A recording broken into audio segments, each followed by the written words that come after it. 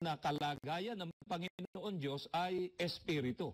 Ang ibig sabihin po, mga kaibigan, na ang Diyos ay espiritu ay mababasa po natin sa aklat ng Lucas 24, ang talata po ay 39. Tingnan ninyo ang aking mga kamay at ang aking mga paa, ako rin nga.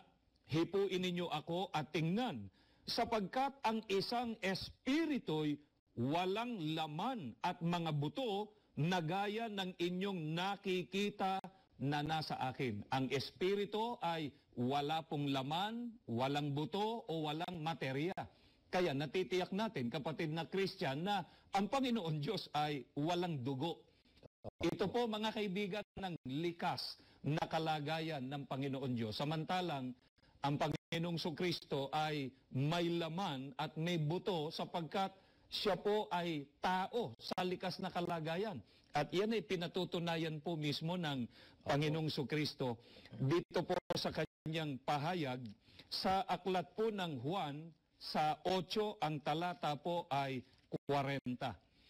Datapwat ngayoy pinagsisikapan ninyo akong patayin na taong sa inyo'y nagsaysay ng katotohanan na aking narinig sa Diyos.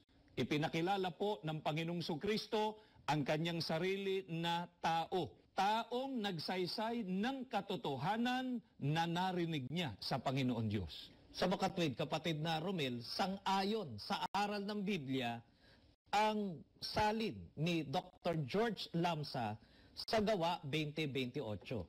Tama ang sinabi mong yung kapatid na Christian. At mga kaibigan, ang katunayan po na ayon sa aral ng Biblia, ang pagkakasalin niya ng Gawa 20:28 ay ibinatay niya, kapatid na Christian, yung pagsasalin ng Gawa 20:28 doon din mismo sa mga aral ng Diyos na nakasulat sa Biblia. Ang katunayan, mga kaibigan, ay narito po ang kanyang paliwanag sa pagkakasalin niya sa Gawa 20:28. Mababasa natin dito po sa aklat na pinamagatang New Testament Commentary na sinulat ni Dr. George M. Lamsa. Pakinggan po ninyo, babasahin natin sa pahina 149 hanggang 150 sa pagkakaliwat na po sa Filipino.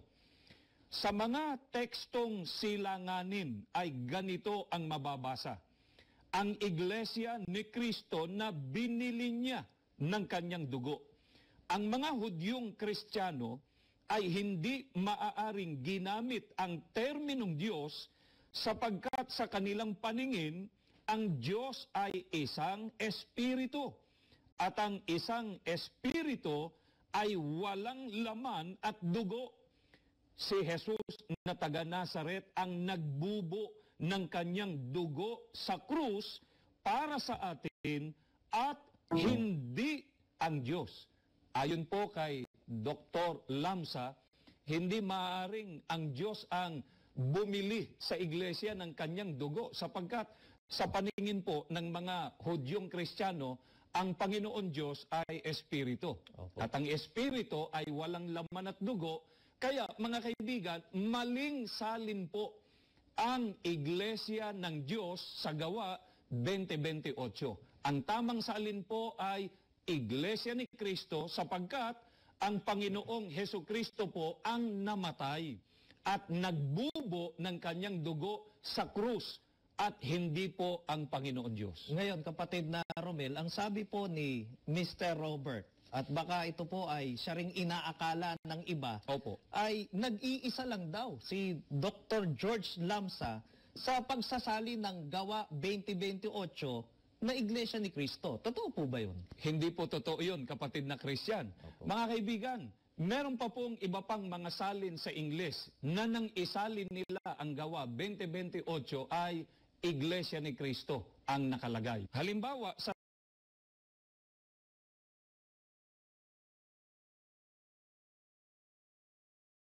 salin ni Dr. John Wesley Etheridge,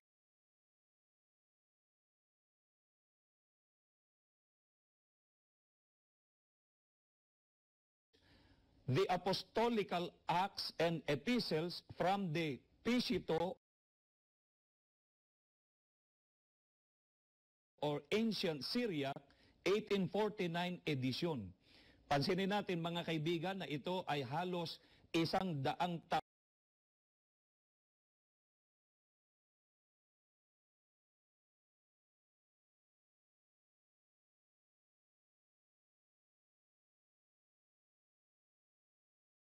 taon nauna kaysa sa salin ni Lamsa noong 1957. Ang nakasulat, Church of the Messiah.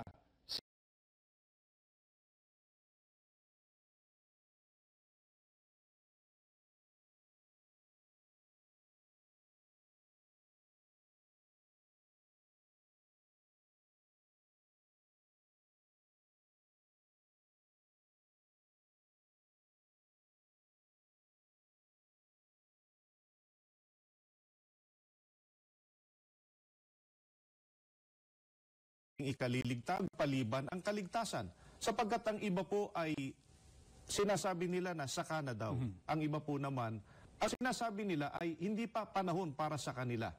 Subalit pagka ang sinangguni po natin ay ang kalooban ng Panginoong Diyos, kailan natin dapat isagawa ang nauukol po sa ating kaligtasan? Pakinggan po ninyo ang tagubiling ito ng ating Panginoong Diyos. Mababasa po natin dito sa 2 Korinto sa 6:2 na ganito ang sinasabi.